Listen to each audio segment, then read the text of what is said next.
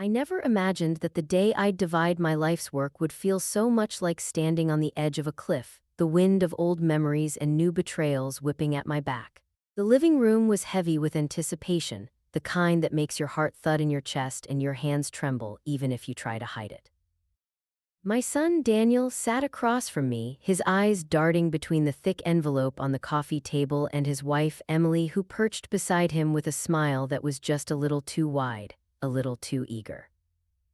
I could see the way Emily's fingers drummed on her knee, her lips pressed together to keep from grinning outright. She tried to look demure, but I'd known her long enough to recognize the glint of triumph in her eyes. She thought she'd won. She thought this was the moment she'd been waiting for, the moment all her careful maneuvering would finally pay off. Daniel, my only child, looked tired. There were shadows under his eyes, and I wondered if he'd slept at all the night before. He kept glancing at me, searching my face for reassurance, for some sign that everything would be all right. I wanted to reach out and take his hand to tell him that no matter what happened today, I loved him more than anything in this world. But I kept my hands folded in my lap, my expression calm, my smile gentle and knowing. The lawyer cleared his throat, shuffling the papers in front of him. The sound seemed to echo in the silence, bouncing off the walls and settling in the pit of my stomach. I could feel Emily's impatience radiating across the room, her foot tapping a silent rhythm on the hardwood floor. She'd always been ambitious, always hungry for more. I remembered the first time Daniel brought her home, how she'd sized up our house, her eyes lingering on the family photos, the antique clock, the silverware that had belonged to my grandmother. Even then, I'd sensed something in her, a restlessness, a calculation. But Daniel was in love, and I wanted to believe in his happiness. I wanted to believe that she loved him for who he was, not for what he might one day inherit. Over the years, I watched as she wove herself into the fabric of our family, always just a little too eager to help, always asking questions about the house, the savings, the investments. I tried to ignore the uneasy feeling in my chest, the whisper of doubt that grew louder with each passing year. Now, as the lawyer began to speak, reading the preamble of my will, I saw Emily's eyes flicker with anticipation. She leaned forward, her hand resting possessively on Daniel's arm. He didn't seem to notice, his gaze fixed on the lawyer, his jaw clenched tight. I wondered if he felt the tension in the room, if he sensed the storm brewing just beneath the surface. I listened to the words, the legal jargon that reduced a lifetime of love and sacrifice to numbers and percentages. I thought of the nights I'd spent awake, worrying about Daniel's future, about whether I'd done enough to prepare him for a world that could be so cruel, so unforgiving. I thought of the sacrifices I'd made, the dreams I'd set aside so he could have every opportunity, every chance at happiness. Emily's excitement was almost palpable now. She squeezed Daniel's arm, her nails digging into his sleeve. I caught her eye, and for a moment I saw something raw and unguarded, a flash of greed, a hunger that made my heart ache. I wondered if Daniel saw it too, or if love had blinded him to the truth. The lawyer paused, glancing at me for confirmation. I nodded, my smile never wavering. I could feel the weight of the secret I carried, the knowledge that everything was about to change. I wondered if Emily would still be smiling when she learned the truth, if Daniel would finally see what I'd seen all along. As the lawyer continued, outlining the terms of the inheritance, I watched Emily's face. She was practically vibrating with anticipation, her eyes shining with the promise of wealth and security. She thought she'd won. She thought this was the end of the story, the moment she'd been working toward for years. But I knew better. I knew that sometimes the greatest victories come not from what we gain, but from what we reveal. I glanced at Daniel, my heart aching with love and regret. He was still so innocent, so trusting. He had no idea what was coming, no idea that the foundation of his world was about to shift beneath his feet. I took a deep breath, steadying myself. The time for secrets was almost over. Soon everything would be out in the open, the lies, the betrayals, the truth I'd carried alone for so long. I wondered how Daniel would react, if he would hate me for what I was about to do, or if he would finally understand why I'd waited, why I'd smiled through the pain. Emily leaned forward, her voice trembling with excitement. "So, it's all settled then?" she asked, her eyes never leaving the envelope. I smiled, a slow, knowing smile that made her falter for just a moment. "Almost," I said softly, "but there's something you both need to know first." The room went silent, the air thick with anticipation. Daniel looked at me, confusion flickering across his face. Emily's smile faded, replaced by a flicker of uncertainty. What my son didn't know would change everything. And as I looked at him, I knew the time had come to reveal the secret that would turn our lives upside down. If you had asked me years ago what I thought my legacy would be, I would have told you it was love. Not money, not property, not the things that fill a house, but the things that fill a heart. I grew up in a small town where everyone knew your name and your business, where kindness was a currency and neighbors were family. My parents taught me that what you give is more important than what you keep, and that the truest wealth is found in the laughter around your dinner table, not the numbers in your bank account. I met my husband, Michael, on a rainy afternoon in the local library. He was tall, gentle, and had a way of listening that made you feel like the only person in the world. We married young with nothing but hope and a few hand-me-downs and built our life from scratch. Our first home was a tiny apartment above a bakery where the smell of fresh bread woke us every morning. We didn't have much, but we had each other, and that was enough. When Daniel was born, everything changed. I remember holding him for the first time, his tiny fingers curling around mine and feeling a love so fierce it frightened me. Michael and I promised each other that we would give him the world, or at least the best parts of it. We worked hard, saved every penny, and poured our energy into building a life that would give Daniel every opportunity we never had. Our home grew with us, a modest house with creaky floors and sunlit windows, filled with the echoes of Daniel's laughter and the scent of Michael's Sunday morning pancakes. We were not perfect, but we were happy. Michael taught Daniel how to ride a bike, how to fish, how to be gentle with small creatures. I taught him how to bake bread, how to listen, how to say I'm sorry and mean it. We raised him to be kind, to be honest, to believe that family was a shelter from the storms of the world. Those years are golden in my memory, polished by time and longing. I see Daniel as a boy, his hair sticking up in every direction, his eyes bright with curiosity. He was always asking questions, always wanting to know how things worked, why people did what they did. He had a gentle heart, quick to comfort a friend or rescue a stray animal. I remember the way he would crawl into my lap after a bad dream, his small body trembling, and how I would hold him until he fell asleep, safe and warm. But life, as it does, changed.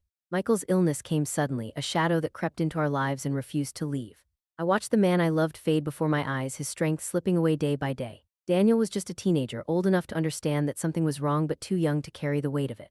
I tried to shield him, to keep our home a place of light and laughter, but grief has a way of seeping into every corner.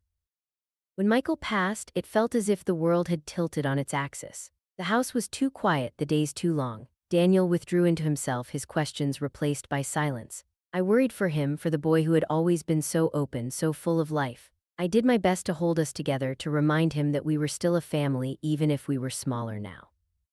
In time, Daniel found his way back to me. We leaned on each other, learned to laugh again, to find joy in small things. He grew into a man before my eyes, tall like his father, with the same gentle eyes. He went to college, studied hard, and came home every holiday, always bringing stories and a smile. I was proud of him, proud of the man he was becoming. It was during his last year of university that he met Emily. He called me one evening, his voice lighter than it had been in years.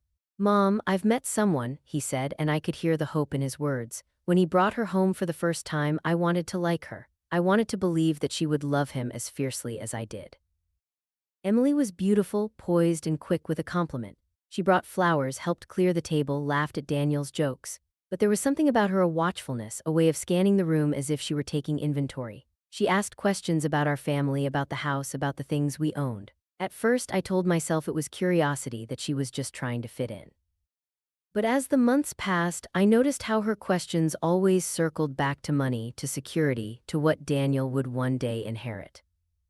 I tried to push aside my doubts. Daniel was happy, and that was what mattered. He proposed to her on a crisp autumn day under the old oak tree in our backyard. I watched them from the kitchen window, saw the way Emily's eyes sparkled as she slipped the ring onto her finger. She hugged me tightly that night, whispering, "Thank you for raising such a wonderful man." I wanted to believe her, wanted to trust that her love was real. But small things began to add up. Emily insisted on expensive wedding plans, talked about moving into a bigger house, hinted at investments and joint accounts. She was always polite, always smiling, but I could feel the distance growing between us. Daniel, ever trusting, brushed off my concerns. "She just wants us to have a good life, Mom," he said. "She's thinking about our future." I tried to see it his way, tried to welcome Emily into our family with open arms. But the warmth of our home felt different now, tinged with something colder, sharper. I missed the days when Daniel would sit at the kitchen table, talking about his dreams, his worries, his hopes. Now he seemed distracted, always checking his phone, always deferring to Emily's opinions. Looking back, I realize how much I lost, not just Michael, but the simplicity, the certainty, the sense of safety that once filled our lives. The house that had been a haven now felt like a stage, every conversation measured, every gesture observed. I clung to the memories of laughter, of love, of the family we once were. As I sat in that living room, the weight of the past pressing down on me, I wondered if Daniel remembered those golden years, if he missed them as much as I did. I wondered if he saw the changes, if he felt the loss, or if, blinded by love and hope, he believed that everything was as it should be. The storm was coming. I could feel it in the air, in the way Emily's eyes lingered on the envelope, in the way Daniel's hand trembled just slightly. I wished for a moment that I could turn back time, that I could hold my son as I once did and promise him that everything would be all right. But life moves forward, and all we can do is carry our memories with us, hoping they will light the way through whatever darkness lies ahead. The first time I met Emily, it was a bright spring afternoon, the kind where the world feels fresh and full of promise. Daniel had called me the night before, his voice bubbling with excitement. "Mom, I want you to meet someone," he said, and I could hear the hope in his words, the kind of hope that only comes from new love. I spent the morning fussing over the house, making sure everything was just right, the good china on the table, fresh flowers in the vase, the scent of lemon and vanilla drifting from the kitchen. I wanted her to feel welcome, to know that she was stepping into a home built on warmth and care.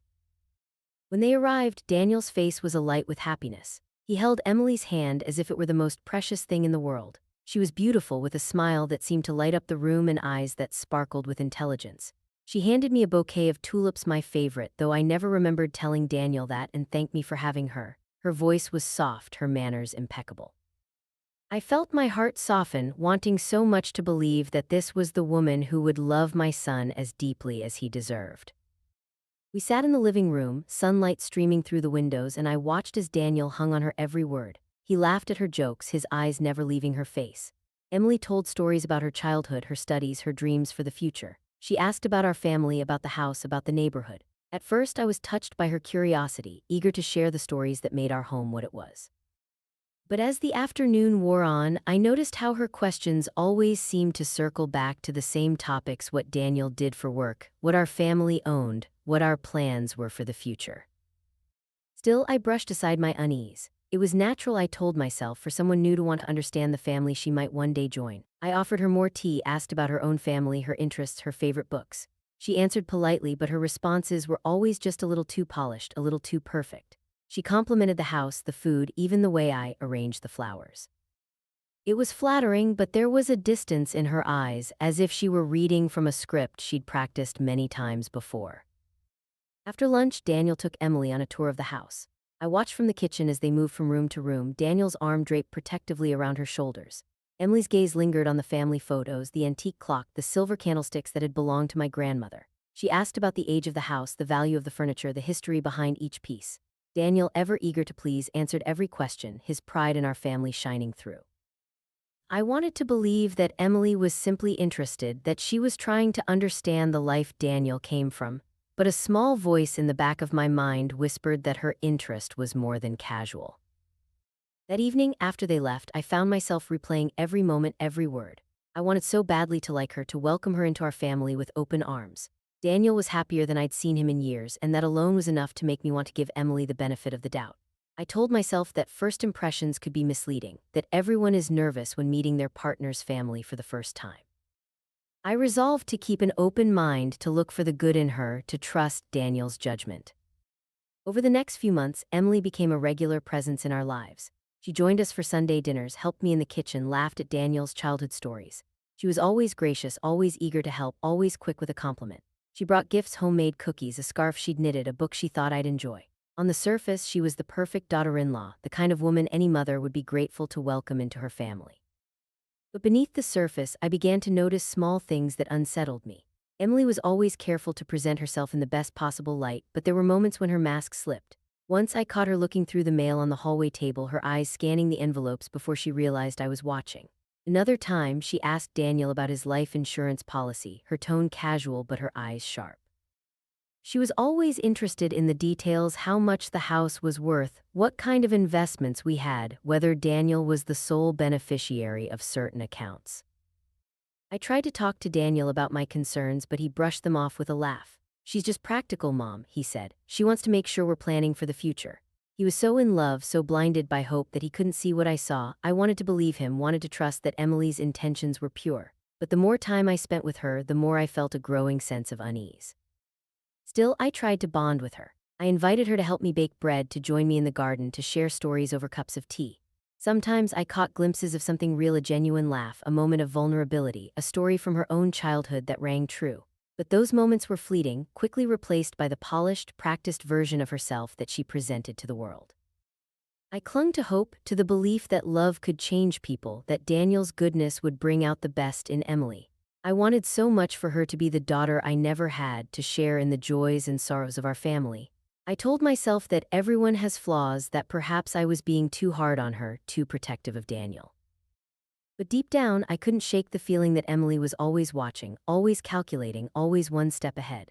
She was charming, yes, but her charm felt like a shield, a way to keep the world at arm's length while she figured out how to get what she wanted. I saw the way she looked at Daniel, not with the adoration I'd hoped for, but with a kind of possessiveness, as if he were a prize she'd won. As the months passed, the contrast between my hope and her hidden motives grew sharper. I wanted to believe in the best, but I couldn't ignore the warning signs. I watched as Daniel fell deeper under her spell, his love blinding him to the truth. And I wondered with a heavy heart what would happen when the mask finally slipped, when the truth could no longer be hidden. I tried to hold onto hope, to the belief that love would win in the end. But even as I welcomed Emily into our family, I couldn't shake the feeling that a storm was coming, one that would test everything we held dear. It's strange how the smallest things can signal the beginning of a change. At first, the differences were so subtle I almost convinced myself I was imagining them. Emily's laughter, once light and genuine, began to sound rehearsed, echoing a beat too late after Daniel's jokes. Her compliments, which had once felt warm, now seemed to land with a calculated precision, as if she were checking off a list of things a good daughter-in-law should say. I told myself it was just the stress of wedding planning, the pressure of blending two families, but deep down I felt the first tremors of unease. The first real crack appeared one Sunday afternoon, not long after Daniel and Emily returned from their honeymoon. We were sitting around the kitchen table, the remnants of lunch scattered between us. Emily was scrolling through her phone, barely listening as Daniel and I reminisced about his childhood. I mentioned the old family cabin up north, a place filled with memories of laughter, fishing trips, and late-night stories by the fire. Daniel's eyes lit up, but Emily barely looked up from her screen. "Isn't that place kind of old?" she said, her tone dismissive. "Wouldn't it make more sense to sell it and use the money for something useful, maybe a down payment on a new house?" Daniel hesitated, glancing at me for reassurance. I forced a smile, swallowing the sting of her words. That cabin was more than just wood and nails, it was a piece of our family's history, a place where Michael's laughter still seemed to linger in the rafters. But Emily's eyes were already back on her phone, her mind elsewhere. After that, the suggestions came more frequently. She questioned the value of family heirlooms, suggested we update the house by getting rid of old furniture, and even hinted that some of my jewelry would look better on her. She was always careful to couch her comments in concern for the future, always framing her ideas as practical, forward-thinking. But I could feel the undercurrent of entitlement, the way she looked at our family's possessions as if they were already hers. Daniel, for his part, seemed oblivious. He was so eager to please, so desperate to keep the peace, that he brushed off my concerns with a smile. "She just wants what's best for us, Mom," he'd say, wrapping an arm around Emily's shoulders. "She's thinking about our future." I wanted to believe him, wanted to trust that love would be enough to bridge the growing gap between us. But every time Emily made another suggestion, every time she dismissed another piece of our family's history, I felt the distance between us widen. It wasn't just the things she said, it was the way she said them. There was a sharpness to her tone, a subtle edge that cut deeper than any outright insult. She began to correct Daniel in front of me, rolling her eyes when he forgot a detail or made a mistake. She'd laugh it off, but I saw the way his shoulders tensed, the way his smile faltered. She started making decisions for both of them, speaking for Daniel as if he were a child. When I tried to include him in family traditions, she'd find a reason to decline, insisting they had other plans or that Daniel was too tired. Slowly, she began to drive a wedge between us. She'd make offhand comments about how old-fashioned I was, how Daniel needed to grow up and stop relying on his mother. She'd suggest that I was too involved in his life, that I needed to let go and let them build their own future. At first, Daniel defended me, insisting that family was important, that he valued our traditions. But over time, I saw the doubt creep into his eyes, the way he started to question whether I was holding him back. The hardest part was watching Daniel change. He became quieter, more withdrawn, less likely to share his thoughts or feelings. He stopped calling as often, stopped dropping by for impromptu visits. When we did see each other, Emily was always there, her presence a constant reminder of the distance growing between us. I missed the boy who used to confide in me, who used to seek my advice and share his dreams. Now it felt like he was slipping away, piece by piece, and there was nothing I could do to stop it. I tried to reach out to Emily to find common ground, but every attempt was met with polite indifference. She'd agree to join me for coffee only to cancel at the last minute. She'd promise to help with family events, then show up late or not at all. When I asked her about her own family, she'd change the subject or offer vague, noncommittal answers. It was as if she were building a wall around herself, one that I couldn't breach no matter how hard I tried. The tension in the house grew thicker with each passing day. I found myself walking on eggshells, afraid to say the wrong thing, afraid to push Daniel further away. I tried to remind myself of the good times, of the hope I'd felt when Emily first joined our family. But those memories felt distant now, overshadowed by the reality of what our lives had become. Then came the moment that shattered any remaining illusions I had about Emily's intentions. It was Daniel's birthday, and I'd spent the day preparing his favorite meal, baking the chocolate cake he'd loved since he was a child. I set the table with the good china, lit candles, and waited for them to arrive. When they finally walked in, Emily barely glanced at the decorations, her eyes immediately landing on the stack of gifts on the sideboard. As we sat down to eat, she began to complain about the house, how it was too small, too old, too cluttered with sentimental junk. She made a show of picking at her food, pushing it around her plate with a look of disdain. When I brought out the cake, she rolled her eyes and muttered, "I guess we'll have to work off all these calories tomorrow, Daniel." But it was what happened next that truly broke my heart.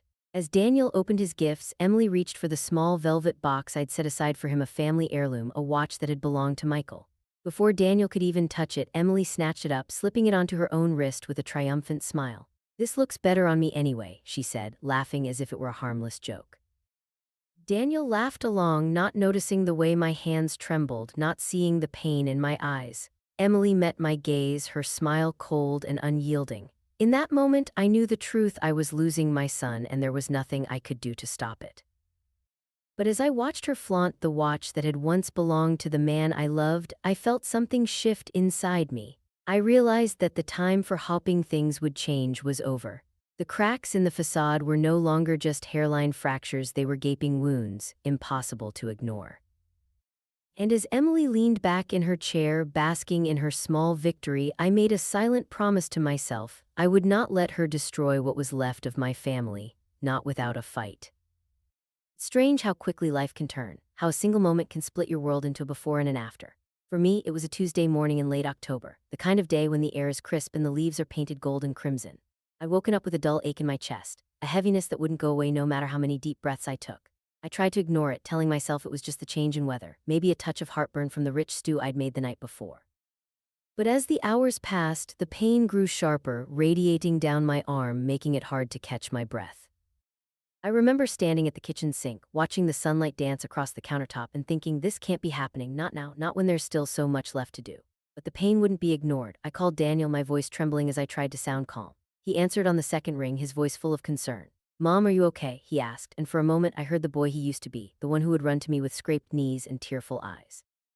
"I think I need to go to the hospital," I managed, clutching the edge of the counter to steady myself. Within minutes, Daniel was at my door, his face pale with worry. Emily trailed behind him, her expression unreadable. They rushed me to the emergency room, where the world became a blur of bright lights, hurried voices, and the cold sting of needles. I drifted in and out of consciousness, my mind swirling with memories: Michael's laughter, Daniel's first steps, the warmth of our home on a winter's night. When I finally woke, the doctor's words were gentle but firm. "You've had a mild heart attack," he said. "You're lucky you came in when you did." Lucky. The word echoed in my mind, mingling with fear and relief. I was alive, but suddenly the fragility of life pressed down on me like never before. I thought of all the things I'd left unsaid, all the plans I'd put off for another day. I thought of Daniel, of the family we'd built, and the legacy I would one day leave behind. The days in the hospital passed slowly, each one a reminder of how much I still wanted to see, to do, to protect. Daniel visited every day, sitting by my bedside, holding my hand as if he could will me back to health. Emily came too, but her visits felt different, shorter, more perfunctory. She brought flowers and magazines, but her eyes were always on her phone, her mind elsewhere. I tried to be grateful for her presence, but I couldn't shake the feeling that she was waiting for something, that my illness was less a tragedy and more an inconvenience. It was during those long, sleepless nights in the hospital that I began to think seriously about my will. I'd always assumed there would be time, that I could put it off until tomorrow, next week, next year. But now, faced with my own mortality, I realized how important it was to make my wishes clear. I wanted to protect Daniel, to ensure that the things Michael and I had worked so hard for would be cherished, not squandered. I wanted to leave a legacy of love, not conflict. When I was finally discharged, I returned home with a new sense of urgency. The house felt different, quieter, more fragile. I moved through the rooms, touching the things that held our memories: the quilt Michael's mother had made, the photo albums filled with Daniel's childhood, the old clock that had marked the passing of so many years. I knew I needed to put my affairs in order to make sure that when the time came, Daniel would have the guidance he needed.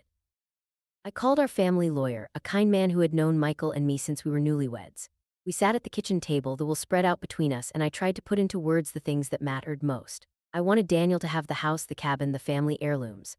I wanted him to know that these things were more than just possessions, they were pieces of our history, reminders of where he came from and who he was. But as I worked through the details, I couldn't ignore the reality of Emily's presence in our lives. I'd seen the way she looked at our home, the way she talked about selling the cabin, the way she dismissed the things that mattered most to me. I knew that if I left everything to Daniel without any safeguards, Emily would find a way to take control, to turn our family's legacy into cash and convenience. The thought made my heart ache, but I refused to let fear dictate my decisions. So I began to craft a plan, a way to protect Daniel, even if he didn't realize he needed protecting. I set up trusts, added stipulations, made sure that the things that mattered most would be safe from anyone who didn't understand their value. I included letters tucked away in the will, explaining my choices, sharing the stories behind each heirloom, each piece of land. I wanted Daniel to know that this was about more than money. It was about love, about memory, about the ties that bind us even after we're gone. As I worked on the will, Emily's behavior began to change. She became more attentive, more involved in my recovery. She brought me meals, offered to run errands, even suggested that I move in with them just until you're back on your feet. On the surface, her concern seemed genuine, but I couldn't ignore the way she watched me, the way her eyes lingered on the documents spread across the table. She asked questions about the will, about the house, about the cabin. She wanted to know who would get what, how things would be divided, what Daniel's share would be. At first, I tried to deflect her questions, to keep the details private, but Emily was persistent, always finding new ways to bring up the topic. She mentioned friends who had gone through messy inheritance battles, hinting at the importance of fairness and transparency. She'd suggest that it would be easier for everyone if things were divided equally, if there were no surprises. I listened politely, but inside I felt a growing sense of resolve. I would not let her manipulate me, would not let her turn my illness into an opportunity. Daniel, caught in the middle, struggled to balance his loyalty to me with his love for Emily. I saw the conflict in his eyes, the way he tried to reassure both of us, the way he avoided difficult conversations. He wanted to believe that we could all get along, that love would be enough to smooth over the cracks. But I knew better. I knew that some wounds run too deep, that some truths can't be ignored. One evening, as I sat by the window watching the sun set over the garden, Daniel joined me, his face etched with worry. "Mom, Emily's just trying to help," he said softly. "She wants what's best for us. Maybe you couldn't try to include her more, let her help with the will." I looked at him, my heart breaking for the boy who still wanted to believe in happy endings. "Daniel, I appreciate her concern," I said gently. "But there are some things that are between you and me, some things that only family can understand." He nodded, but I could see the doubt in his eyes, the way Emily's words had taken root. I wanted to reach out, to pull him close and remind him of all the things we'd shared, all the love that had built our family. But I knew that he had to find his own way, that he had to see the truth for himself. As the days passed, Emily's impatience grew. She began to press Daniel for answers, questioning every decision, every delay. She made it clear that she expected a share of the inheritance, that she saw herself as an equal partner in our family's future. She started making plans, talking about renovations, vacations, investments. She spoke as if the house, the cabin, the heirlooms were already hers, as if my life's work was nothing more than a stepping stone to her own ambitions.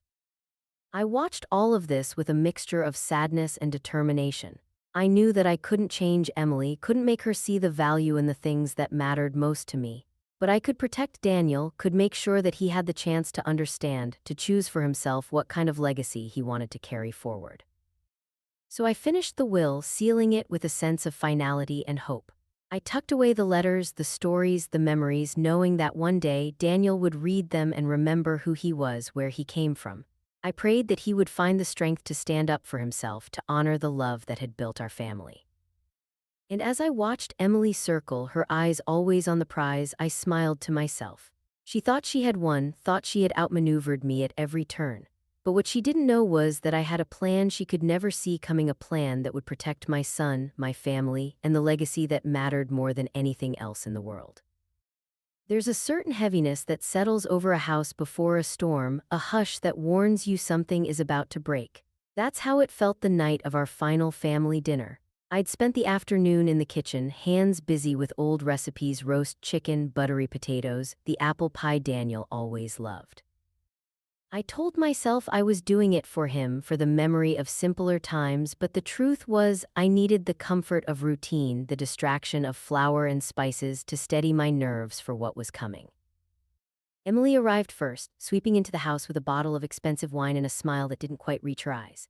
She complimented the table setting, the smell of dinner, even the way the light fell through the window. But there was a sharpness to her words, a brittle edge that made me flinch. She moved through the house as if she already owned it, her gaze lingering on the silverware, the china, the old clock on the mantel. I watched her, feeling the weight of every unspoken word between us.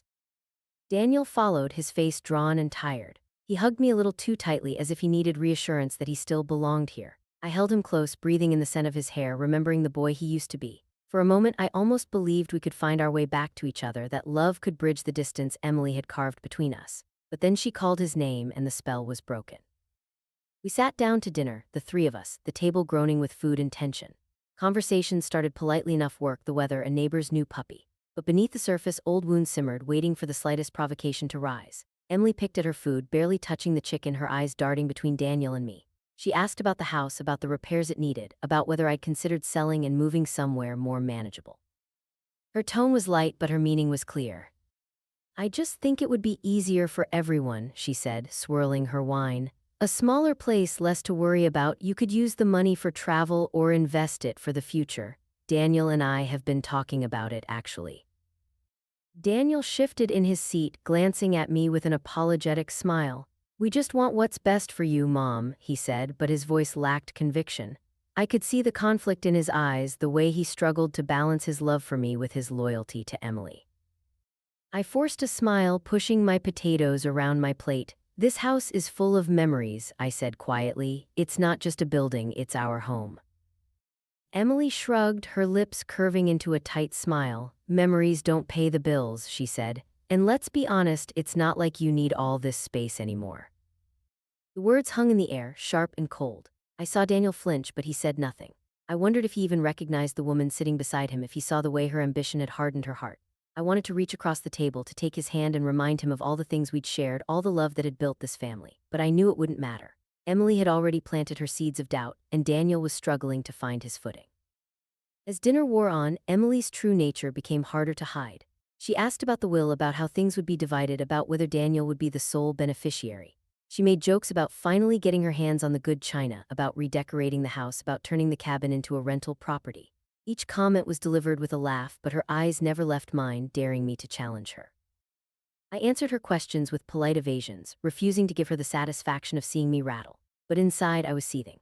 I thought of all the years I'd spent building this life, all the sacrifices Michael and I had made, all the love we'd poured into our home. I thought of Daniel, of the boy who used to beg for one more bedtime story, who used to bring me wildflowers from the garden. I wondered if he remembered those days, if he missed them as much as I did.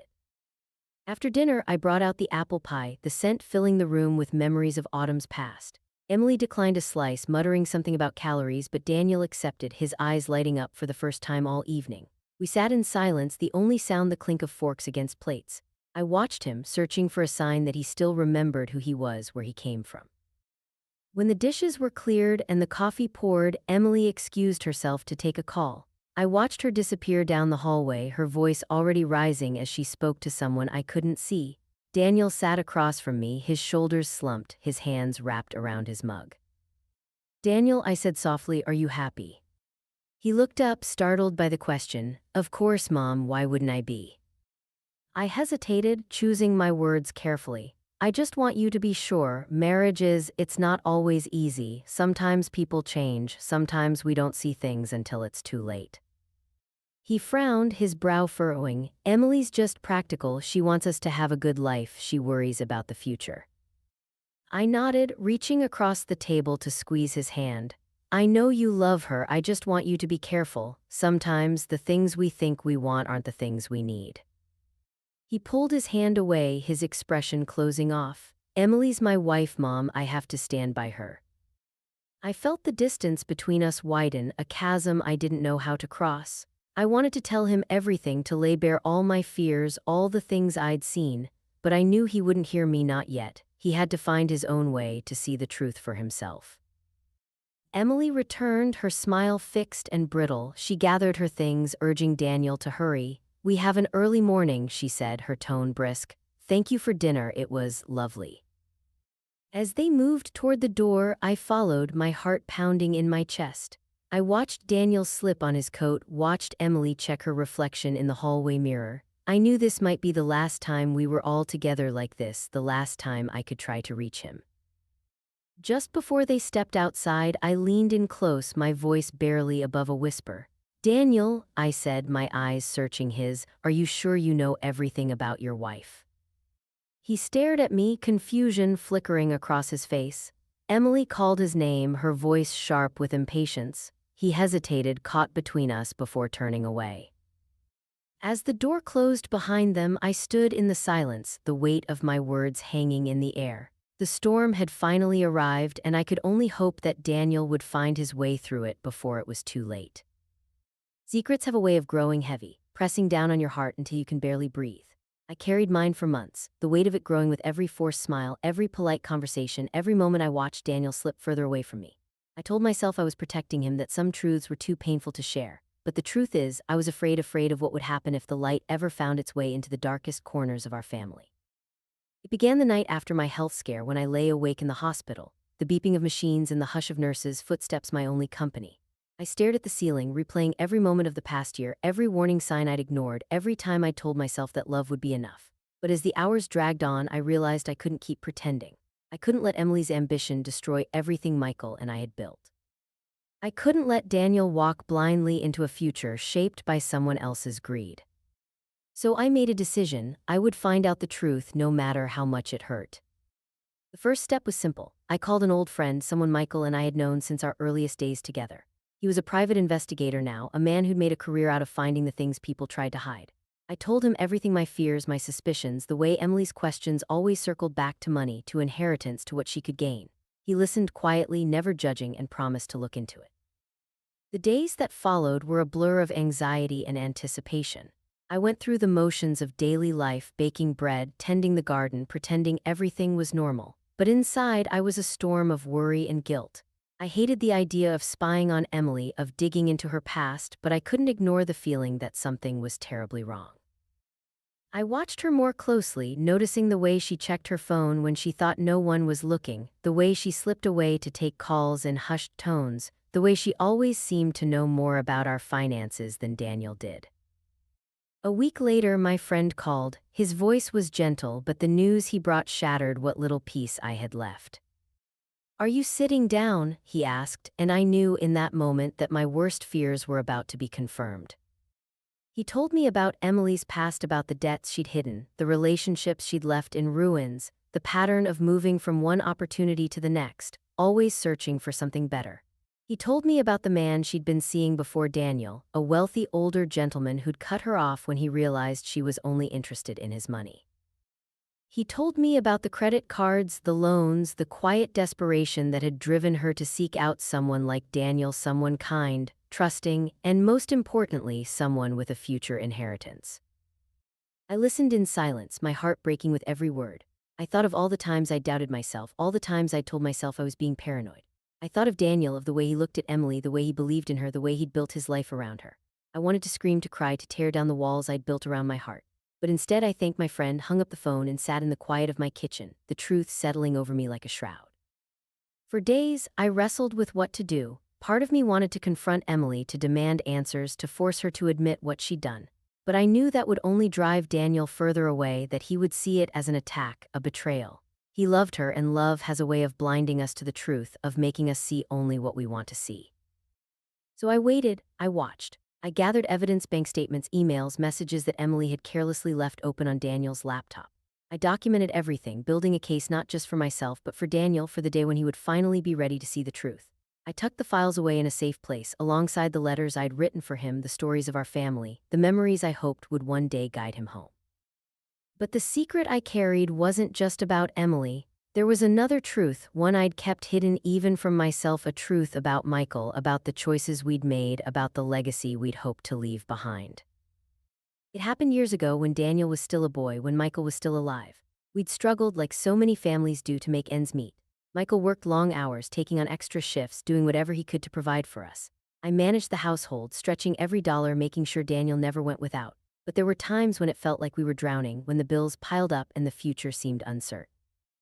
One night after Daniel had gone to bed, Michael sat me down at the kitchen table. He looked tired, older than his years, but there was a determination in his eyes I'd never seen before. "I've been offered an opportunity," he said, his voice low. "It's risky, but it could change everything for us." He told me about a friend who was starting a business, about the chance to invest, about the promise of a better life. We talked for hours, weighing the risks, the rewards, the impact it would have on our family. In the end, we decided to take the chance, to invest what little we had in the hope of something more. It wasn't easy. There were months when we barely scraped by, when I wondered if we'd made a terrible mistake.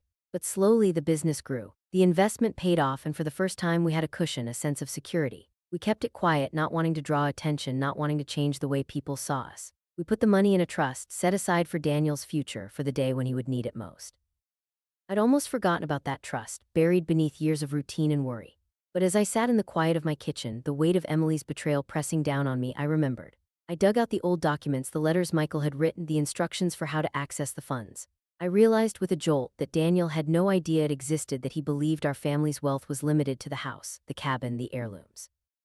He didn't know about the safety net his father had built, the legacy of love and sacrifice that waited for him, untouched by Emily's schemes. The realization brought a strange sense of peace. I knew then that I had the power to protect Daniel, to honor Michael's memory, to ensure that our family's legacy would survive no matter what Emily did. I updated my will, adding instructions for the trust, making sure that Daniel would receive it only if he met certain conditions that would force him to confront the truth, to see Emily for who she really was. But even as I made my plans, the pain of betrayal lingered. I thought of all the times I'd welcomed Emily into our home, all the times I'd tried to see the best in her, all the times I'd hoped she would love Daniel as much as I did. I thought of the way she'd smiled at me, the way she'd called me mom, the way she'd pretended to care. I wondered if any of it had been real, if there was ever a moment when she saw us as more than just a means to an end. The heartbreak was almost too much to bear. I grieved not just for myself, but for Daniel, for the innocence he was about to lose, for the trust that would be shattered. I wanted to protect him, to shield him from the pain, but I knew I couldn't. Some lessons have to be learned the hard way, some truths have to be faced head-on. As the days passed, I watched Emily grow bolder, more confident, certain that she'd won. She made plans for the house, the cabin, the future she thought was hers. She laughed at my old-fashioned ways, dismissed my concerns, treated Daniel as if he were a child to be managed, not a partner to be cherished. But I held my secret close, waiting for the right moment, the moment when Daniel would be ready to hear the truth. I prayed that when that day came, he would understand not just the betrayal, but the love that had driven me to protect him, the legacy that was his to claim. And as I watched the storm gather on the horizon, I knew that the time for secrets was almost over. The truth would come out one way or another, and when it did, nothing would ever be the same. The day of the inheritance split arrived with a chill in the air, the kind that seeps into your bones and makes you shiver even in a sunlit room. I woke early, unable to sleep, my mind racing with memories and worries, hope and dread. I moved through the house in silence, touching the backs of chairs, the edges of picture frames, the worn banister that had steadied Daniel's small hands so many years ago.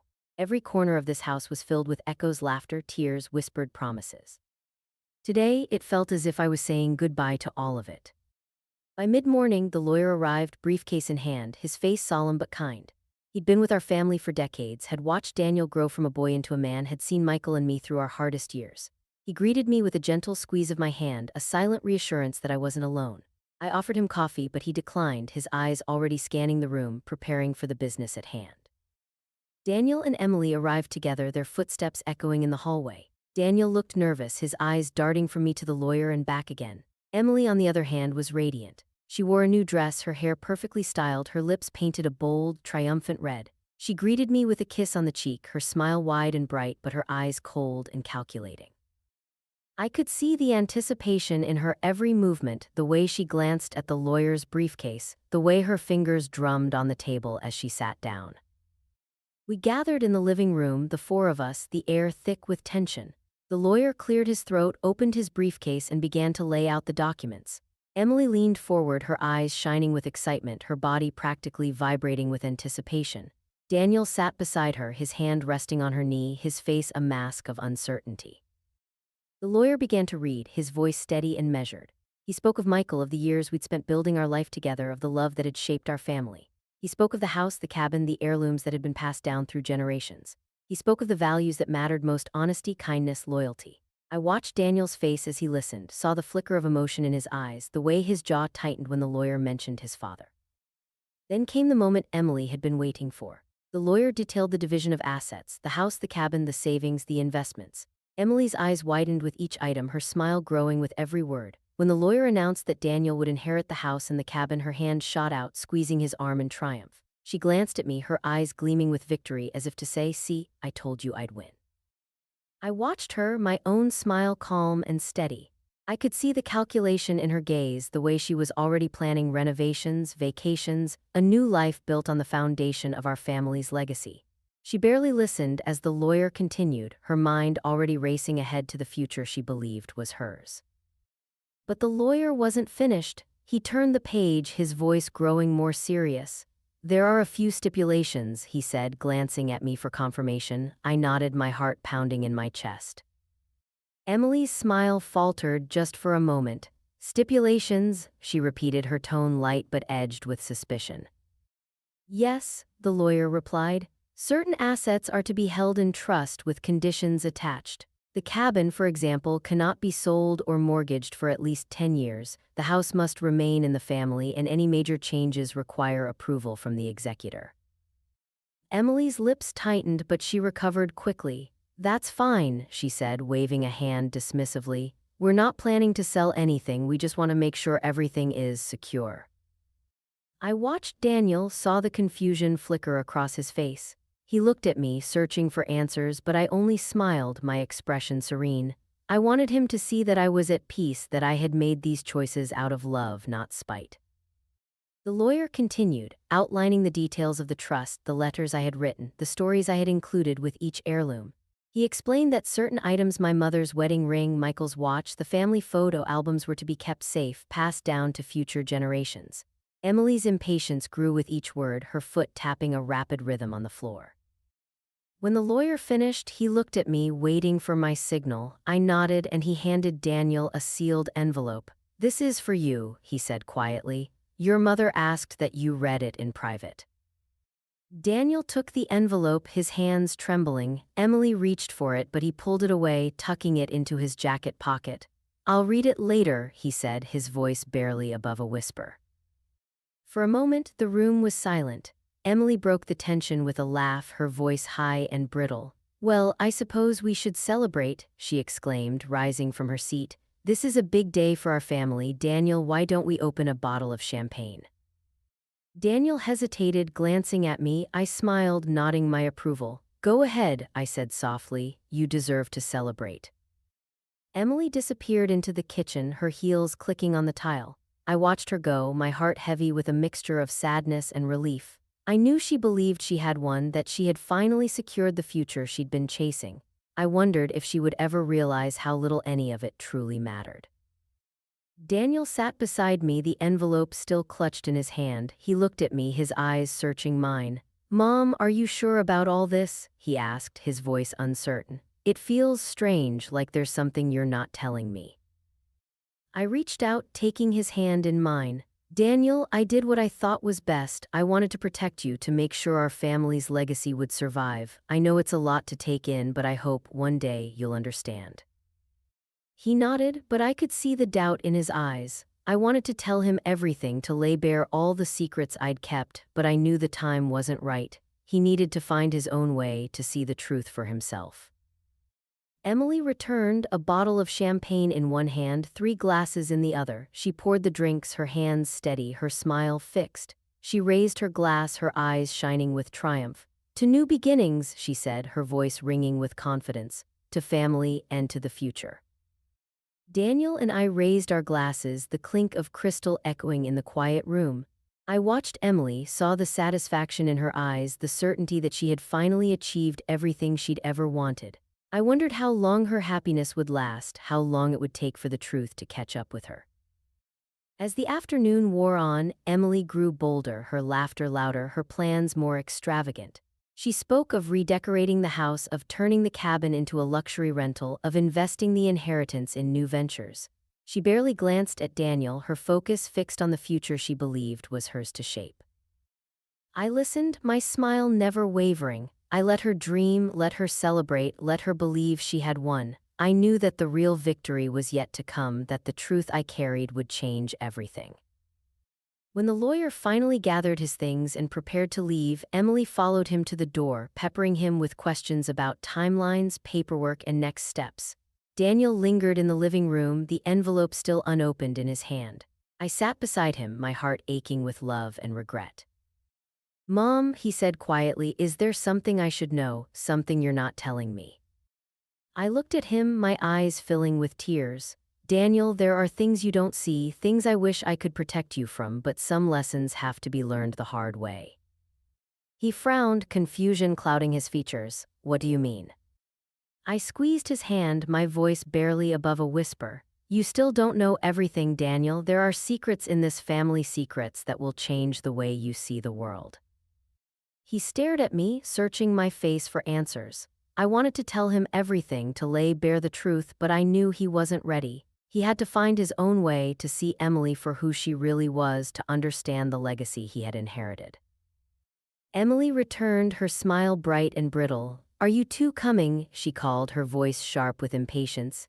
"We have so much to celebrate." Daniel rose, slipping the envelope into his pocket. He glanced at me one last time, uncertainty flickering in his eyes. I smiled, my heart breaking and healing all at once. As they left the room, I sat in the quiet, the weight of the day settling over me. I knew the storm was far from over, that the real battle was yet to come. But I also knew that I had done everything I could to protect my son, to honor Michael's memory, to ensure that our family's legacy would survive. And as the door closed behind them, I whispered the words that had been burning in my heart for months. "Son, you still don't know." The truth was out there, waiting to be discovered, and when it finally came to light, nothing would ever be the same. The days after the inheritance split past in a strange, suspended silence. Emily was in her element, bustling around the house with a new sense of ownership, making lists of renovations, calling contractors, and even measuring the living room for new furniture. She spoke of our home and our future with a confidence that bordered on arrogance, her laughter echoing through the halls as if she'd already erased every trace of the life that came before her. Daniel, meanwhile, seemed adrift. He went through the motions, nodding along to Emily's plans, but I could see the uncertainty in his eyes, the way he lingered in the old rooms, touching the walls as if trying to hold onto something slipping away. The envelope I'd given him remained unopened for days. I watched him carry it from room to room, sometimes setting it on the kitchen counter, sometimes tucking it into his jacket pocket, always hesitating before he could bring himself to break the seal. I understood his reluctance. That envelope was more than just paper and ink, it was the weight of our family's history, the truth I'd kept hidden for so long. I knew that once he opened it, nothing would ever be the same. It was a rainy Sunday afternoon when Daniel finally came to me, the envelope clutched in his hand. Emily was out shopping, her absence a rare and welcome reprieve. Daniel stood in the doorway, his face pale and drawn, his eyes searching mine for reassurance. "Mom," he said quietly, "can we talk?" I nodded, motioning for him to sit beside me on the old sofa. The rain tapped gently against the windows, a steady rhythm that seemed to echo the beating of my heart. Daniel turned the envelope over in his hands, his fingers trembling. "I haven't opened it yet," he admitted, his voice barely above a whisper. "I'm scared, I don't know why, but I am." I reached out, covering his hand with mine. "It's all right to be scared, Daniel. The truth can be hard, but it's also the only way forward." He nodded, swallowing hard. With a deep breath, he broke the seal and unfolded the letter inside. I watched his eyes move across the page, watched the confusion, the shock, the dawning realization flicker across his face. When he finished, he looked up at me, tears shining in his eyes. "Is it true?" he whispered, "all of it?" I nodded, my own eyes filling with tears. Every word. The letter told him everything: the trust Michael and I had built, the sacrifices we'd made, the legacy we'd tried to protect.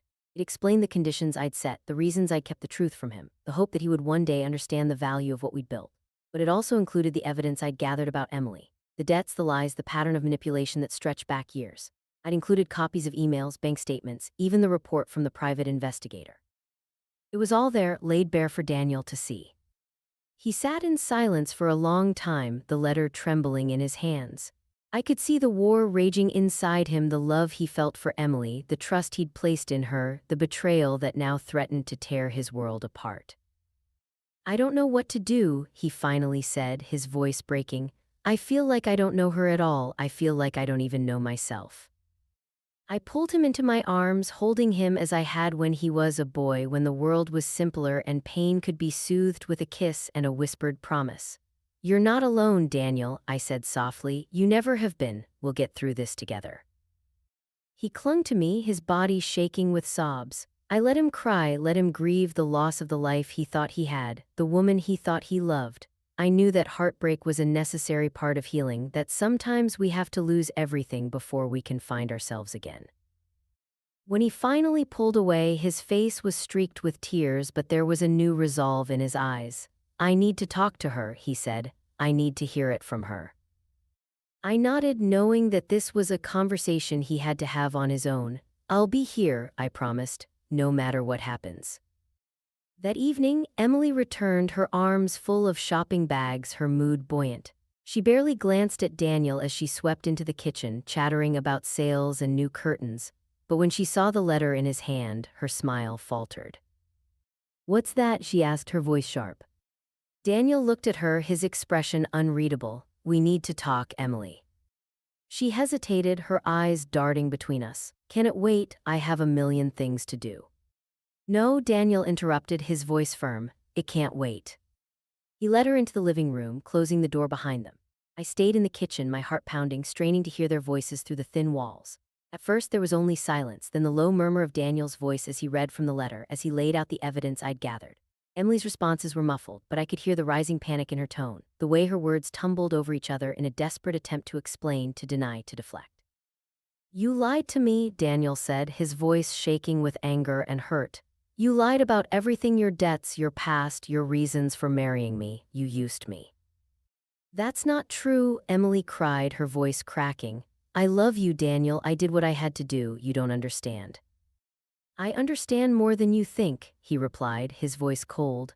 "I understand that you saw me as a way out, as a ticket to the life you wanted. I understand that you never cared about this family, about our history, about the things that matter most." There was a long silence, broken only by the sound of Emily's sobs. I wanted to go to Daniel to comfort him, but I knew he needed this moment, needed to face the truth head-on. Finally, the door opened. Emily stormed out, her face streaked with tears, her hands shaking. She glared at me, her eyes full of hatred and blame. "This is your fault," she spat. "You poisoned him against me. You never wanted me here." I met her gaze, my own eyes steady.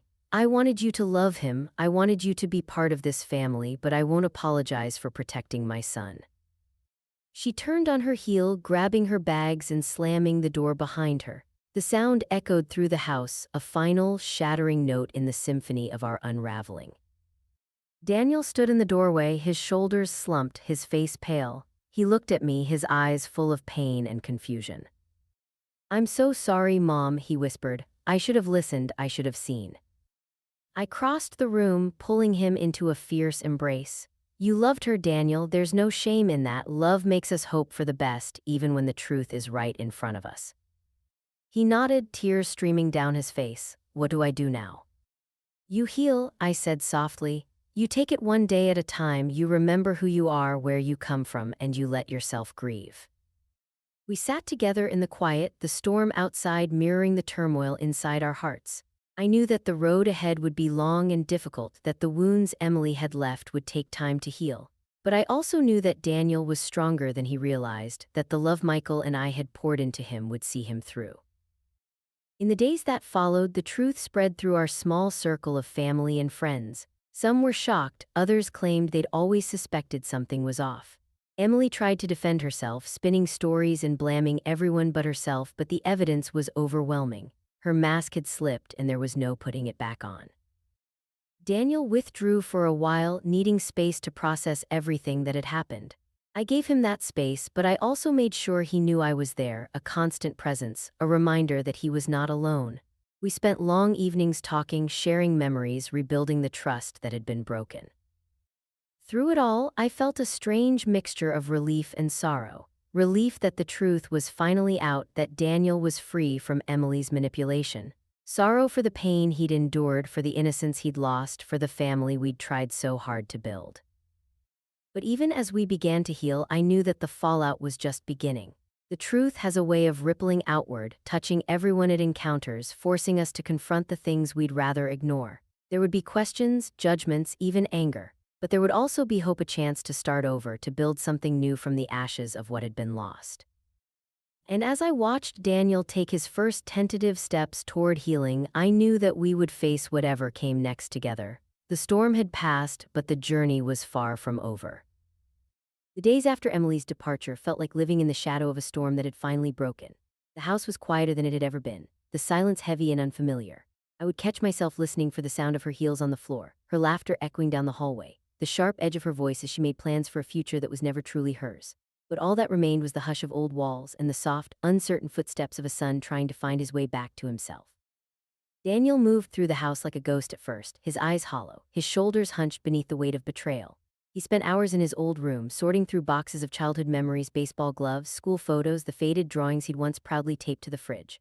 Sometimes I'd find him sitting on the porch, staring out at the garden, lost in thought. I wanted to reach out to comfort him, but I knew that some wounds needed time and space to heal. The hardest part was watching him wrestle with the choice that had been forced upon him. For so long he'd tried to keep the peace, to believe that love could bridge any divide. Now he was faced with the reality that sometimes, love isn't enough, not when it's built on lies, not when it demands the sacrifice of your own truth. He was angry not just at Emily, but at himself for not seeing sooner, for doubting the people who had always stood by him. One evening, as the sun dipped low and painted the sky in shades of gold and lavender, Daniel joined me in the kitchen. He stood in the doorway for a long moment, watching as I kneaded bread dough, the familiar rhythm grounding us both. Finally, he spoke, his voice raw and uncertain. "Mom, do you think I'll ever trust anyone again?" I looked up, meeting his gaze. "I think trust is like a garden, Daniel. Sometimes it gets trampled, sometimes it withers. But if you tend to it, if you give it time and care, it can grow back, maybe not the same as before, but strong in new ways." He nodded, tears glistening in his eyes. "I'm sorry for everything, for not listening, for letting her come between us." I wiped my hands on a towel and crossed the room, pulling him into a hug. "You don't have to apologize. You loved her. You wanted to believe in her. That's not a weakness, Daniel. That's your heart, and it's still a good one." We stood there for a long time, the past and future suspended between us. I thought of all the years I'd spent worrying about him, all the nights I'd lain awake praying he would find happiness. I realized that happiness isn't always what we expect. Sometimes it's the quiet after the storm, the chance to start over, the freedom to choose your own path. As the days turned into weeks, Daniel began to reclaim his life. He called old friends, went for long walks, started volunteering at the community center where Michael had once coached Little League. He spent time at the cabin, fixing the leaky roof, clearing the overgrown trails, rediscovering the peace that came from being surrounded by nature. I saw the color return to his cheeks, the light return to his eyes. He was still grieving, still healing, but he was moving forward one step at a time. I, too, found myself changed by the ordeal. There was a grief in letting go of the family I'd imagined, the daughter-in-law I'd hoped for, the future I once pictured so clearly. But there was also a sense of liberation, a lightness that came from knowing I had done what was right, even when it hurt. I had protected my son, honored Michael's memory, and preserved the legacy we had built together. I had chosen truth over comfort, love over fear. There were moments when the loss felt overwhelming, when I missed the sound of laughter in the house, the sense of belonging that comes from being part of something larger than yourself. But there were also moments of unexpected joy, the taste of fresh bread shared with Daniel on the porch, the sight of him laughing with old friends, the knowledge that we had survived the storm and come out stronger on the other side. The community rallied around us, offering support and understanding. Neighbors dropped off casseroles and flowers, friends called to check in, even distant relatives sent letters of encouragement. I realized that family isn't just the people you're born to or marry into, it's the people who stand by you when the world falls apart, who help you pick up the pieces and start again. Daniel and I talked often about the future, about what we wanted our lives to look like now that the dust had settled. We made plans to travel, to visit the places Michael had always dreamed of seeing. We talked about opening the cabin to friends and family, about hosting gatherings filled with laughter and love. We dreamed new dreams built on the foundation of honesty and hope. But perhaps the greatest gift of all was the chance to rediscover each other. In the quiet moments, over cups of tea and long walks in the garden, we found our way back to the bond that had always been there, waiting to be remembered. We shared stories, confided fears, and forgave each other for the mistakes of the past. We learned that healing isn't a destination, but a journey, one that we would walk together, hand in hand. Looking back, I realized that the cost of truth had been high. We had lost much innocence, trust, the illusion of a perfect family. But we had gained something far more precious, the freedom to be ourselves, the strength to face whatever came next, the hope that even in the aftermath of heartbreak, new beginnings are possible. As the seasons changed and the world turned, I watched Daniel step into his future with courage and grace. I knew there would be challenges ahead, moments of doubt and sorrow. But I also knew that we were no longer defined by what we had lost, but by what we had found, each other and the unbreakable bond of family. In the end, loss and liberation are two sides of the same coin. Sometimes you have to let go of what you thought you wanted in order to discover what you truly need. And as I watched my son find his way back to himself, I knew that we were, at last, free. Healing is never a straight line. It's a winding path full of unexpected turns, setbacks, and small, hard-won victories. In the weeks and months after Emily's departure, Daniel and I found ourselves walking that path together, sometimes side by side, sometimes a few steps apart, but always moving forward. The wounds she left behind were deep, but they were not beyond repair. We learned slowly that forgiveness is not a single act, but a choice we make again and again. Each day we decide to let go of the past and reach for something better. At first, the house felt emptier than ever. There were reminders of Emily everywhere, her perfume lingering in the hallway, her handwriting on a forgotten grocery list, the echo of her laughter in the rooms she'd once claimed as her own. Daniel struggled with anger and shame, replaying every moment, every warning he'd ignored, every time he'd chosen her over me. I struggled too with my own guilt and regret, wondering if I could have done more, if I should have spoken up sooner, if I'd failed him as a mother. But as the days passed, the sharp edges of our pain began to soften. We started to fill the house with new memories, small acts of kindness and care that slowly stitched our lives back together. Daniel took over Sunday dinners, experimenting with recipes and laughing at his own mistakes. I taught him how to bake bread from scratch, just as my mother had taught me. We spent long evenings on the porch, watching the sun set over the garden, talking about everything and nothing. Sometimes we sat in silence, letting the peace settle between us, grateful for the simple comfort of each other's presence. Forgiveness came in waves. There were days when Daniel was angry at Emily, at himself, at the world for being so unfair. On those days, I listened without judgment, letting him vent his hurt and frustration. Other days, he was quiet and withdrawn, lost in thought. I learned to give him space, to trust that he would come to me when he was ready. And slowly, he did. He apologized for the things he'd said, for the times he'd doubted me, for the pain he'd caused. I apologized, too, for the ways I'd failed to protect him, for the secrets I'd kept, for the times I'd let my own fear get in the way of love. We talked about Michael, about the lessons he'd taught us, about the strength and kindness that had been the foundation of our family. We visited his grave together, bringing fresh flowers and sharing stories. Daniel told me he wanted to be the kind of man his father would be proud of, a man who learned from his mistakes, who faced the truth, who chose love even when it was hard. Meanwhile, Emily faced the consequences of her choices. Word of her deception spread quickly through our small community. Friends who had once welcomed her with open arms now kept their distance. She tried to defend herself, spinning stories and shifting blame, but the truth had a way of catching up. She moved out of town, leaving behind a trail of broken relationships and unpaid debts. I felt a strange mix of sadness and relief: sadness for the woman she could have been, relief that her shadow no longer darkened our door. With Emily gone, Daniel began to rediscover himself. He threw himself into work, taking on new projects and responsibilities. He reconnected with old friends, mending relationships that had frayed during his marriage. He started volunteering at the community center, coaching Little League just as his father had. I watched him grow stronger, more confident, more at peace with himself. The boy I had raised was still there, but now he was tempered by experience, wiser, and more resilient. Our family found a new rhythm, a new sense of peace. We opened the cabin to friends and relatives, filling it with laughter and music once more. We hosted holiday gatherings, birthday parties, quiet weekends by the lake. The house, once heavy with loss, became a place of healing, a sanctuary where we could be ourselves, where we could remember the past without being trapped by it. Forgiveness, I learned, is not about forgetting. It's about choosing to move forward, to let go of the anger and bitterness that can so easily take root in a wounded heart. It's about seeing the person behind the mistakes, about believing in the possibility of change. Daniel and I forgave each other, and in doing so, we found the freedom to grow.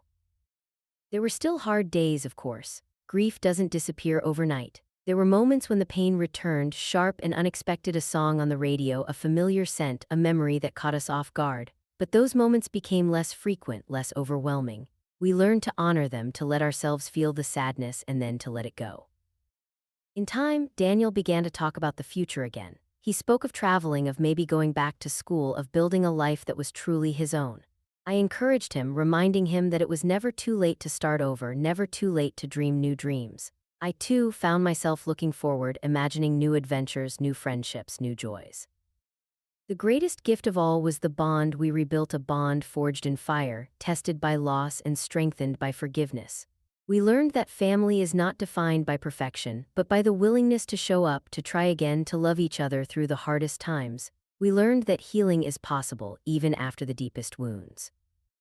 As the seasons changed and the world turned, I watched my son step into his new life with courage and hope. I felt a quiet pride, knowing that we had survived the storm and come out stronger on the other side. Our peace was hard-won, but it was real, a testament to the power of love, forgiveness, and the unbreakable strength of family. When I was a young woman, I used to think legacy was something you could hold in your hands, a deed to a house, a string of pearls, a stack of letters tied with ribbon. I thought it was the sum of what you could pass down, the tangible proof that you'd been here, that you'd mattered. But as I sit here now, watching the sun set over the garden where Daniel once played, I realize how much more complicated and beautiful legacy truly is. We spend our lives building, don't we? We build homes, families, traditions. We pour ourselves into the people we love, hoping that something of us will last after we're gone. But the truth is, the most important things we leave behind aren't things at all. They're the values we teach, the kindness we show, the love we give even when it's hard. They're the stories we tell, the lessons we learn, the forgiveness we offer when life doesn't go as planned. For a long time, I worried that I hadn't done enough. I worried that the house would fall into the wrong hands, that the memories would fade, that the sacrifices Michael and I made would be forgotten. I worried that Daniel would lose himself, that the pain of betrayal would harden his heart. But I see now that legacy isn't about control, it's about trust. It's about believing that the seeds you've planted will grow, even if you're not there to see the harvest. Looking back, I see the threads that connect every chapter of our story. I see the way Michael's laughter still echoes in Daniel's smile, the way my mother's wisdom lives on in the way I comfort my son. I see the strength that comes from surviving heartbreak, the courage it takes to start over, the grace that comes from forgiving not just others but yourself. I see that every act of love, every moment of honesty, every time we choose hope over fear, we are building a legacy that can't be measured in dollars or deeds. If you're reading this, maybe you've faced your own storms. Maybe you've been betrayed by someone you trusted or watched a loved one lose their way. Maybe you've wondered if the pain would ever end, if the pieces could ever be put back together. I want you to know that you're not alone. I want you to know that healing is possible, that forgiveness is a gift you give yourself, that hope is never wasted. There were days when I thought I would never recover from what happened. There were nights when I lay awake, replaying every conversation, every warning I ignored, every sign I missed. I blamed myself for not protecting Daniel, for not seeing the truth sooner, for letting love blind me to what was right in front of me. But I've learned that we all do the best we can with the knowledge we have. We all make mistakes. What matters is what we do next, how we choose to move forward, how we choose to love again. I've learned that wealth is fleeting, but character endures. I've learned that the most valuable inheritance I can leave Daniel is not a house or a bank account, but the example of a life lived with integrity, compassion, and resilience. I want him to know that it's okay to fall as long as you get back up, that it's okay to trust even if you've been hurt, that it's okay to start over no matter how many times you have to. I hope he remembers the lessons Michael and I tried to teach him, that family is a shelter, not a prison, that love is a choice, not a guarantee, that forgiveness is a strength, not a weakness. I hope he knows that he is enough just as he is and that he is never alone. To anyone who has walked a similar path, I offer this: don't let betrayal define you. Don't let loss close your heart. The world can be cruel, but it can also be astonishingly kind. There are people who will stand by you, who will help you pick up the pieces, who will remind you of who you are when you forgot. Lean on them, let yourself be held, and when you're ready, open your heart again. There is so much more life waiting for you. If you're struggling with forgiveness, start small. Forgive yourself for not knowing, for trusting, for loving. Forgive the person who hurt you, not because they deserve it, but because you do, because you deserve peace, because you deserve to move forward without the weight of anger and regret. And if you're wondering what your own legacy will be, remember this: it's not about what you leave behind, but who. It's about the lives you touch, the kindness you show, the love you give. It's about the stories your children will tell, the memories that will make them smile, the strength they will find in your example. I never wanted my family's story to be one of betrayal and heartbreak, but I see now that even in the darkest chapters there is light, there is growth, there is the chance to begin again. Our story is not just about what we lost, but about what we found each other and the unbreakable bond that holds us together. So, as I sit here watching the last light fade from the sky, I am filled with gratitude for the love that endures, for the lessons learned, for the hope that refuses to die. This is my legacy. This is what I leave behind. And now, I want to hear from you. Have you ever faced a family betrayal? Have you found healing, forgiveness, or hope on the other side? Share your story below. Let's remind each other that we are not alone, that our stories matter, and that together we can build a legacy of love that will outlast even the hardest storms. After everything that happened, I realized how much I had underestimated the quiet strength of community. In the hardest moments, when the house felt too big and the silence too heavy, it was the gentle presence of others that helped me find my footing again. Neighbors who had once been just friendly faces became confidants, bringing casseroles and warm embraces, sharing their own stories of heartbreak and healing. Friends I hadn't seen in years reached out with letters and phone calls, reminding me that even when we feel most alone, we are often surrounded by more love than we know. It was in these small acts of kindness that I found hope. The world can be so quick to judge, so eager to measure our worth by what we own or what we've lost. But in the end, it's not the size of our bank accounts or the value of our possessions that matters, it's the connections we build, the truth we live, and the courage we show in the face of adversity. I saw it in the way my community rallied around Daniel and me, offering support without expectation, simply because that's what good people do. I began to open up more, sharing my story with others, first in quiet conversations over coffee, then at community gatherings, and eventually with anyone who needed to hear that healing is possible. I was surprised by how many people had their own stories of betrayal, of loss, of starting over. We laughed together, cried together, and found strength in the knowledge that none of us were truly alone. There is a special kind of hope that comes from shared experience, a reminder that even the deepest wounds can heal when we let others in. I encouraged Daniel to do the same, to lean on the people who cared for him, to let himself be vulnerable and honest. He found new friendships, rebuilt old ones, and discovered that his worth was never tied to what he could give or what he had lost. He learned, as I did, that self-worth is something we carry inside us, a quiet confidence that no one can take away. If you're reading this and you're struggling, I want you to know that your story matters. Your pain is real, but so is your strength. Don't let anyone convince you that your value is measured by your wealth, your status, or the approval of others. The truth is, you are enough just as you are, and there are people out there who will see you, support you, and help you find your way, even when you can't see it for yourself. Sometimes, the greatest gifts come from the most unexpected places. A neighbor's smile, a friend's listening ear, a stranger's kind word, these are the things that remind us of our shared humanity. They are the threads that weave us together, creating a tapestry of hope that is stronger than any single storm. I've learned to celebrate the small victories, a day without tears, a moment of laughter, a new friendship formed. I've learned to trust again, to believe that good things are still possible even after everything that's been lost. And I've learned that hope is not a naive wish but a brave choice we make every day. So as you move forward in your own journey, I encourage you to value truth over appearances, self-worth over material gain, and community over isolation. Reach out to someone who needs a friend, share your story even if your voice shakes. Listen with compassion and offer kindness without expectation. You never know whose life you might touch or what secret burden someone else is carrying. And remember, you never know who's watching or what secrets are waiting to be revealed. Sometimes the truth comes out in the most unexpected ways, and when it does, it can set us free. It can bring us closer to the people who matter most and help us build a future rooted in honesty, love, and hope. If you've ever felt alone, if you've ever faced a betrayal or a loss that seemed insurmountable, I invite you to share your story below. Let's create a space where we can lift each other up, where we can remind one another that healing is possible and that hope is always within reach. Together, we can build a community that values what truly matters. Together, we can turn our pain into purpose, our losses into lessons, and our stories into a source of strength for others. Thank you for being here, for listening, and for sharing this journey with me. The best chapters are still ahead. Let's write them together.